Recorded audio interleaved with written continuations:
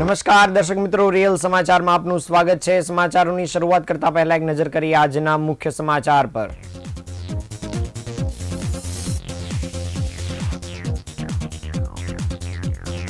Gujarat high court સહિત 5 જિલ્લાની કોર્ટને બોમ્બથી ઉડાવી દેવાની ધમકી મળતા ખળભળાટ। મેદરપુરામાંથી 14.5 લાખની પ્રતિબંધિત ઈ સિગારેટ સાથે યુવક ઝડપાયો।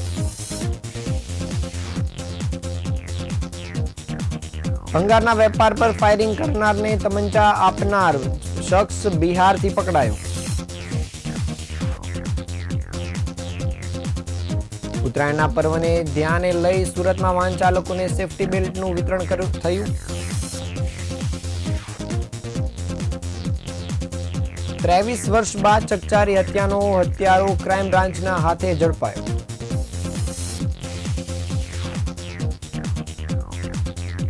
અંગારકી ચોથને લઈ પાલપાટિયા સિદ્ધિવિનાયક ગણેશ મંદિરમાં ગણેશ યાગનું વિશેષ આયોજન થયું।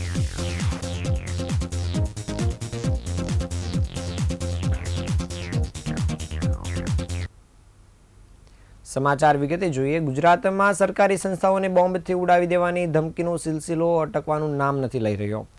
હવે ગુજરાત હાઈકોર્ટ સહિત સુરત ડિસ્ટ્રિક્ટ કોર્ટ, લાલ દરવાજા સહિત Ahmedabad city civil and session court તેમજ ભરૂચ, આણંદ અને રાજકોટની કોર્ટને બોમ્બથી ઉડાવી દેવાની ધમકી ભર્યા ઈમેલ મળતા ભારે ખળભળાટ મચી ગયો છે।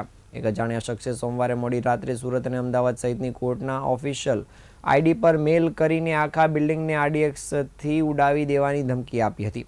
આ ધમકીને ગંભીરતાથી લઈને તમામ કોર્ટમાં ન્યાયિક કામગીરી અટકાવીને ડોગ અને બોમ્બ ડિસ્પોઝલ ટીમની મદદથી ઝીણવટભરી તપાસ કરાઈ રહી છે। આ ધમકીની ગંભીરતાને ધ્યાને રાખીને ગુજરાત હાઈકોર્ટ તેમજ અન્ય તમામ જિલ્લાની કોર્ટમાં પ્રતિબંધિત કરી દેવામાં આવ્યું છે। એટલું જ નહીં, આ સિવાય ન્યાયિક કામગીરી પણ તાત્કાલિક ધોરણે બંધ કરવી પડી હતી। વહીવટીતંત્રએ વકીલો, સ્ટાફ અને અસીલોને સલામત રીતે પરિસરની બહાર મોકલી દીધા હતા અને આ ઘટનાની જાણ થતાં જ પોલીસ સહિત ઉચ્ચ અધિકારીઓનો કાફલો પણ ઘટનાસ્થળે દોડી આવ્યો હતો।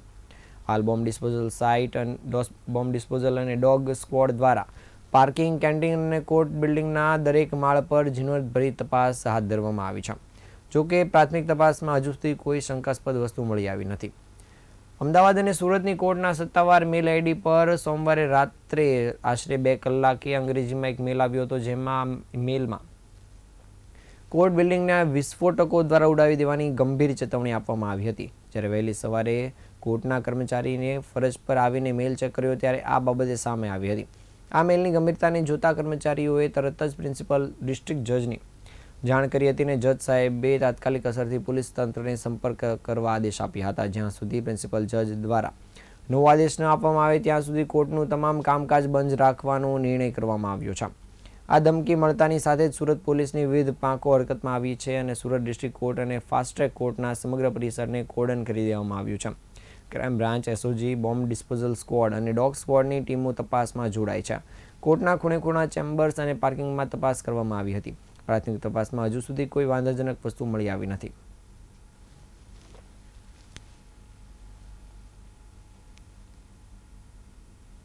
આજે સવારથી બોમ્બ મૂકવા બાબતની એક ચર્ચા ચાલી રહેલી છે અને સવારથી જ બોમ્બ સ્ક્વોડ અને સુરત પોલીસ તરફથી કોર્ટ બિલ્ડિંગની તપાસ થઈ રહેલી છે।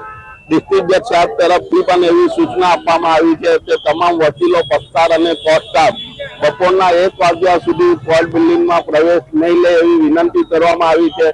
પ્રભુને એવી પ્રાર્થના કરીએ કે આ અફવા જ નીકળે। જો કોઈ સંજોગમાં કોઈ અજુગતું બનશે તો સુરત માટે એક મોટી દુર્ઘટના થાય સમાન ગણાશે। સુરત શહેરમાં નશાના કારોબાર અને પ્રતિબંધિત વસ્તુઓના વેચાણને ડામવા માટે પોલીસ સતર્ક રહી કામગીરી કરી રહી છે। તાજેતરમાં સુરત પોલીસની ઝોન 3 LCBની ટીમને એક મહત્વની સફળતા મળી છે। મેદરપુરા વિસ્તારમાંથી લાખોની મત્તાની પ્રતિબંધિત ઈ સિગરેટના જથ્થા સાથે એક યુવકની ધરપકડ કરવામાં આવી છે। મેદરપુરા ગલીમંડી 4 રસ્તા પાસેથી એક મોપેડ સવાર ભારત સરકાર દ્વારા પ્રતિબંધિત કરવામાં આવેલી ઈ સિગરેટનો મોટો જથ્થો લઈને પસાર થવાનો છે તેવી ચોક્કસ બાતમીના આધારે પોલીસ દ્વારા વોચ ગોઠવવામાં આવી હતી અને શંકાસ્પદ મોપેડ ચાલકને અટકાવાયો હતો। પોલીસે સ્થળ પરથી ઇસમની ધરપકડ કરી હતી અને આરોપી મોહમ્મદ સાબિર અબ્દુલ રઉફ રાવાણી ની ધરપકડ કરવામાં આવી છે. પોલીસે આરોપી પાસેથી 14.5 લાખની વિદેશ બ્રાન્ડની મોંઘી ઈ સિગારેટ સહિત 15,70,000નો મુદ્દામાલ કબજે કર્યો હતો. હાલ પોલીસે મોહમ્મદ સાબિર વિરુદ્ધ પ્રતિબંધિત વસ્તુઓના વેચાણ અને હેરાફેરી મુદ્દે ગુનો નોંધી કાયદેસરની કાર્યવાહી શરૂ કરી છે.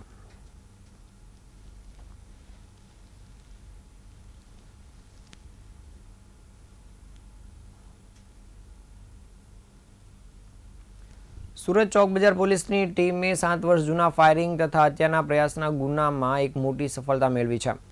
વર્ષ 2018માં પંડોલ વિસ્તારમાં થયેલ જીવલેણ હુમલામાં વપરાયેલ દેશી તમંચો પૂરો પાડનાર મુખ્ય આરોપી રાજ કિશોર છબ્બુ પંડિતને પોલીસે બિહારના બાંકા જિલ્લાના હનુમંતા ગામેથી દબોચી લીધો છે. પોલીસની પકડથી બચવા માટે આરોપી છેલ્લા 7 વર્ષથી વતનના અંતરિયાળ વિસ્તારમાં છુપાઈને ખેતમજૂરી કરતો હતો, જેને પકડવા માટે સુરત પોલીસે મણિયારા એટલે કે કટલેરી વેચનારનો વેશ ધારણ કરવો પડ્યો હતો.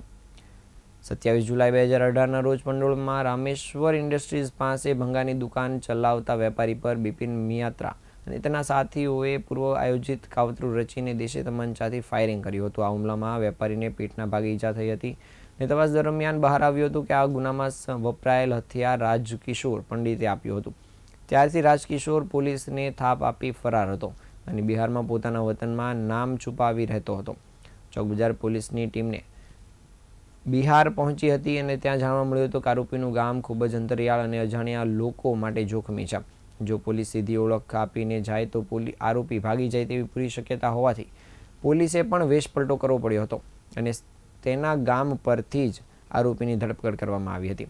હાલ પોલીસે આ આરોપીની અટકાયત કરવાની સાથે આગળની તપાસ કામગીરી શરૂ કરી છે.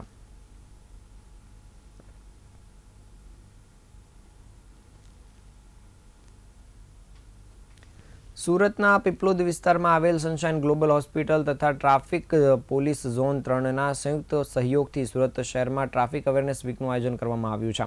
આ અભિયાનનો શુભારંભ ચોપાટી અઠવાલાઇન્સ ખાતેથી કરવામાં આવ્યો હતો. અવેરનેસ કાર્યક્રમ તારીખ 5 જાન્યુઆરીથી 13 જાન્યુઆરી દરમિયાન સુરત શહેરના વિવિધ મહત્વના ટ્રાફિક પોઈન્ટ્સ અને જંકશનો એટલે કે વાય જંકશન, સિટી લાઇટ વિસ્તાર, ખાટુ શ્યામ મંદિર તથા શહેરના મુખ્ય ટ્રાફિક સ્થળોએ આયોજનબદ્ધ રીતે યોજવામાં આવશે. ઉત્તરાયણના પર્વને ધ્યાનમાં રાખીને ટ્રાફિક સલામતી અંગે જનજાગૃતિ ફેલાવવાના હેતુસર આ અભિયાન હાથ ધરવામાં આવ્યું છે, જેમાં વાહન ચાલકોને ટ્રાફિક નિયમોનું પાલન, હેલ્મેટ અને સીટ બેલ્ટનો ઉપયોગ, ગેરકાયદેસર દોરા તથા પતંગ ઉડાડતી વખતે જરૂરી સાવચેતી રાખવા માટે માર્ગદર્શન પૂરું પાડવામાં આવી રહ્યું છે. આ અવસરે સંબંધિત અધિકારીઓએ નાગરિકોને અપીલ કરી હતી કે ઉત્તરાયણ દરમિયાન ટ્રાફિક નિયમોનું કડકપણે પાલન કરવામાં આવે અને પોતાનો તથા પોતાના પરિવારજનોનો સુરક્ષિત ખ્યાલ રાખી આ અભિયાનને સફળ બનાવવામાં સહકાર આપવામાં આવે. આ સાથે જ આ અભિયાન હેઠળ વાહન ચાલકોને ગળા પર બાંધવા માટેના સેફટી બેલ્ટનું પણ વિતરણ કરવામાં આવ્યું હતું.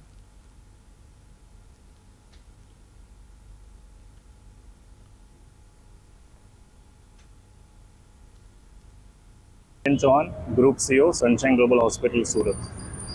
આજે સુરત ટ્રાફિક પોલીસ અને સનશાઇન ગ્લોબલ હોસ્પિટલ સુરત દ્વારા સુરક્ષા બાય સનશાઇન એ જે ઉત્તરાયણનો તહેવાર આવી રહ્યો છે એમાં સુરતીઓ તો ગુજરાતમાં શિરોમોર સ્થાને છે ઉત્તરાયણ ઉજવવામાં. તો એ ટાઈમે પતંગની દોરી જે આ વાહન ચાલકો જ્યારે રોડ ઉપર વાહન ડ્રાઈવ કરતા હોય ત્યારે પતંગની દોરીથી ગળાના ભાગે કપાઈને ઈજા થવાના ચાન્સીસ રહેતા હોય છે. છેલ્લા 3 વર્ષથી સનશાઇન ગ્લોબલ હોસ્પિટલ વિના મૂલ્યે સેફટી નેક બેલ્ટ કે જે 2 વ્હીલર ડ્રાઈવર્સને અમે ફ્રીમાં વિતરણ કરીએ છીએ. શહેરમાં વર્ષ 2003માં થયેલી ચકચારી હત્યાના કેસમાં 23 વર્ષથી ફરાર આરોપીને અંતે પકડી પાડવામાં ક્રાઇમ બ્રાન્ચને સફળતા મળી છે. જાહેર રોડ પર યુવકને ત્રિશૂલના ઘા ઝીકી નિર્મમ હત્યા કરી દેવામાં આવી હતી અને આરોપીઓ ફરાર થઈ ગયા હતા. જે આરોપીને ઝડપી પાડવામાં ક્રાઇમ બ્રાન્ચને આખરે સફળતા મળી છે. થાણે જિલ્લાના મીરા રોડ કાશીમીરા વિસ્તારમાં ઓપરેશન પાર પાડીને આરોપીને ઝડપી પાડવામાં આવ્યો છે.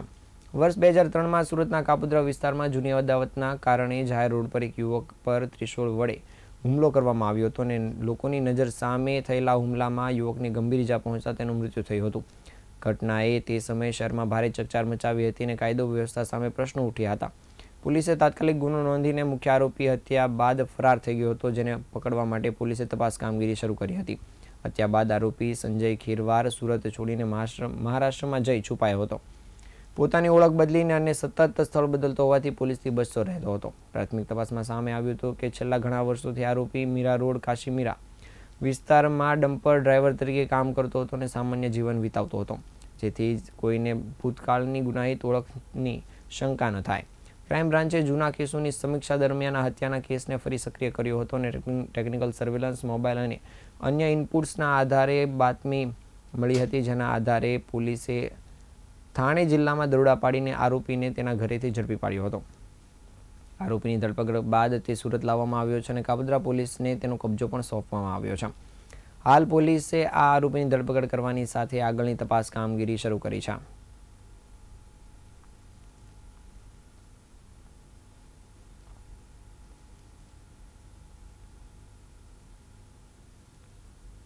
આજે 6 જાન્યુઆરીને મંગળવારે અંગારકી ચોથનો મહાપુણ્યશાળી યોગ હોય ત્યારે સુરતના પાલપાટિયા સ્થિત સિદ્ધિવિનાયક ગણેશ મંદિર ખાતે ગણેશ યાગનું વિશેષ આયોજન કરવામાં આવ્યું હતું. સવારે 9 કલાકે ગણેશ યાગ શરૂ થયો હતો અને સાંજે 4 કલાક બાદ તેની પૂર્ણાહુતિ થઈ હતી. તદુપરાંત સાંજે 7 વાગ્યે મહાઆરતી અને રાત્રે 8 વાગ્યે સમૂહ હનુમાન ચાલીસા ગાનનો કાર્યક્રમ પણ યોજવામાં આવ્યો છે. સિદ્ધિવિનાયક ગણપતિ મંદિરના મેનેજિંગ ટ્રસ્ટી નીતિન મહેતાએ જણાવ્યું હતું કે મંગળવાર સાથે વદ ચોથ આવે છે, જે અંગારકી ચોથ છે. તેને બીજા શબ્દમાં સંકટ ચતુર્થી એટલે કે સંકટમાંથી મુક્ત કરવાવાળા ચોથ તરીકે પણ ઓળખવામાં આવે છે. સંકટ ચતુર્થી એટલે ચતુર્થી જે સંકટને હરાવે છે. આ દિવસે ભક્તો વિધિ મુજબ ભગવાન ગણેશજીની પૂજા કરે છે અને માન્યતા એ છે કે આ વ્રત કરવાથી ભક્તોના તમામ દુઃખ દૂર થાય છે અને ભગવાન વિનાયક તમામ સંકટ હરે છે. દર મહિને પૂર્ણિમા પછી આવતી ચતુર્થીને સંકટ ચતુર્થી કહેવામાં આવે છે, જ્યારે અમાસ પછીથી ચતુર્થીને વિનાયક ચતુર્થી કહેવાય છે. આમ મહિનામાં 2 વાર ચતુર્થી વ્રત કરવામાં આવે છે. એક અંગારકી ચોથનો ઉપવાસ કરવા પર 21 ચોથ કર્યાનું ફળ અને પુણ્ય મળે છે. ત્યારે વધુમાં જણાવ્યું હતું કે ગણેશ ભગવાન બુદ્ધિના દેવતા છે અને યુવાઓ ખાસ કરીને આગામી ફેબ્રુઆરી-માર્ચમાં તેમની પરીક્ષાઓ યોજવાની છે એવા વિદ્યાર્થીઓ અને વાલીઓ ભગવાન શ્રી સિદ્ધિવિનાયક ગણપતિના દર્શન કરીને સાક્ષાત્કાર વાઇબ્સની અનુભૂતિ સાથે પરીક્ષા આપતા હોય છે. ત્યારે આજે અંગારકી ચોથને લઈ શ્રી સિદ્ધિવિનાયક ગણપતિ મંદિરમાં મોટી સંખ્યામાં લોકોની ભીડ જોવા મળી હતી. લોકોએ શ્રીજીના દર્શન કરવાની સાથે તેમની પાસે અટૂટ શ્રદ્ધાથી આશીર્વાદ મેળવ્યા હતા.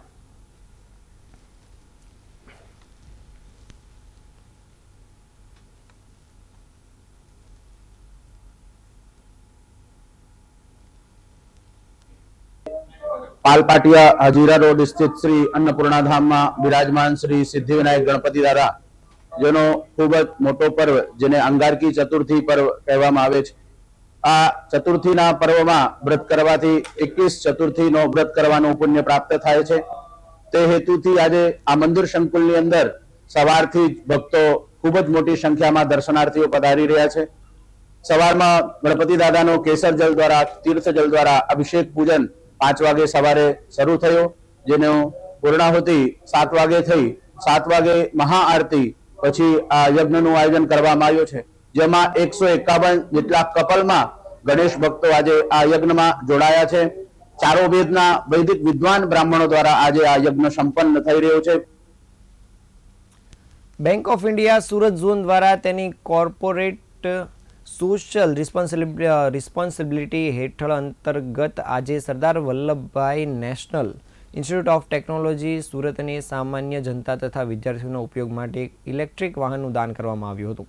આ પ્રસંગે બેંક ઓફ ઇન્ડિયા સુરત ઝોનના ઝોનલ મેનેજર રાજેશ કુમાર તથા ડેપ્યુટી ઝોનલ મેનેજર BV ચાવડાએ SBNITને વાહન સોંપ્યું હતું. SBNIT તરફથી ડિરેક્ટર અનમોલ શુક્લા અને રજિસ્ટ્રાર KK સિંહ ઉપસ્થિત રહ્યા હતા. SBNITના ડાયરેક્ટર અનમોલ શુક્લાએ બેંક ઓફ ઇન્ડિયાનો હાર્દિક આભાર વ્યક્ત કર્યો હતો અને કહ્યું હતું કે CSR અંતર્ગત SBNITની વિનંતી સ્વીકારતી સંસ્થાને ઇલેક્ટ્રિક વાહનનું દાન કરીને બેંકે મહત્વપૂર્ણ સહયોગ આપ્યો છે. સભાને સંબોધતા બેંક ઓફ ઇન્ડિયા સુરત ઝોનના ઝોનલ મેનેજર રાજેશ કુમારે જણાવ્યું હતું કે બેંક ઓફ ઇન્ડિયા દેશની અગ્રણી જાહેર ક્ષેત્રની બેંકોમાંની એક બેંક છે. હંમેશા પોતાની કોર્પોરેટ સામાજિક જવાબદારી પ્રત્યે સંવેદનશીલ રહે છે. તેમણે ઉમેર્યું હતું કે બેંકે સમગ્ર ભારતમાંથી વિવિધ સંસ્થાઓને CSR અંતર્ગત સહાય પૂરી પાડી સમાજના ઉત્થાન માટે સતત કાર્ય કર્યું છે.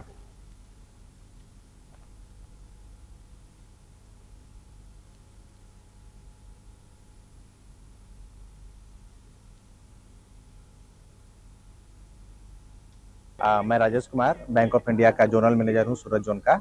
आज हमारे लिए बहुत खुशी की बात है कि आज हमारे बैंक ने SBNIT सरदार वल्लभ भाई नेशनल इंस्टीट्यूट ऑफ टेक्नोलॉजी को आज हमने एक जो कार्ड है ये हमने आज CSR इनिशिएटिव में हमारे बैंक ने दिया है। ये कार्ड जो है ये यहाँ के स्टूडेंट्स, यहाँ के फैकल्टीज, यहाँ के और पब्लिक जो आती है उनके लिए बहुत यूजफुल रहेगा। बैंक ऑफ इंडिया जैसा कि आप जानते हैं हमारी एक बड़ी बैंक है और हमारे टोटल 5000 शाखाएं, 5500 शाखाएं हैं। गुजरात में हमारे प्रेजेंस 400 से अधिक शाखाएं हैं और ये सूरत जोन जिसमें कि लगभग 60 शाखाएं हैं, इसमें हम जो बिजनेस प्रोग्रेस के साथ साथ जो हमारी जो सोशल रिस्पॉन्सिबिलिटी है उसको पूरा करने के तहत आज ये हमने इनिशिएटिव लिया है। इसके लिए मैं SBNIT के डायरेक्टर सर और इनके सारे फैकल्टी और ऑफिस लीडर को मैं बहुत धन्यवाद देता हूँ। ગુજરાતના ડેપ્યુટી મુખ્યમંત્રી હર્ષ સંઘવીની દીકરી નિર્વાનો 10મો જન્મદિવસ અનોખી અને પ્રેરણાદાયી રીતે ઉજવાયો હતો।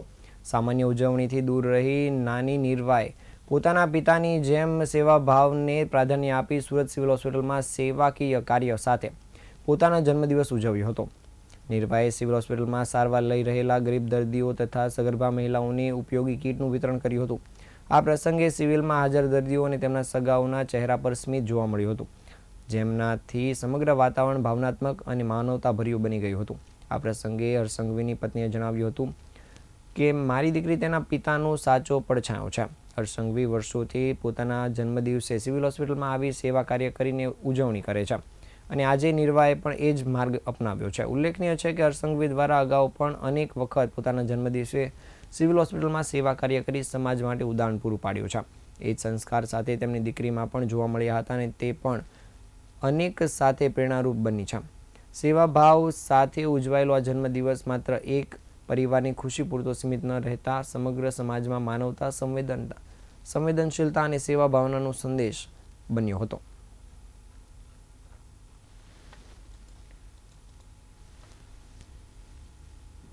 આજે મારી બર્થડે છે। અચ્છા, અને આજે શું વેચ્યું તે? મેં આજે એ લોકોને કપડા વેચ્યા, પછી બોલ આપ્યો, સાડી આપી અને બહુ બધી વસ્તુઓ। કેટલી મજા આવી તને? મને બહુ ખુશી થઈ। તમે લોકોને બી આ રીતે બર્થડે પર આપવું જોઈએ। આ હતા આજના સમાચાર। નવા સમાચાર સાથે ફરી મળીશું, ત્યાં સુધી રજા આપશો। નમસ્કાર।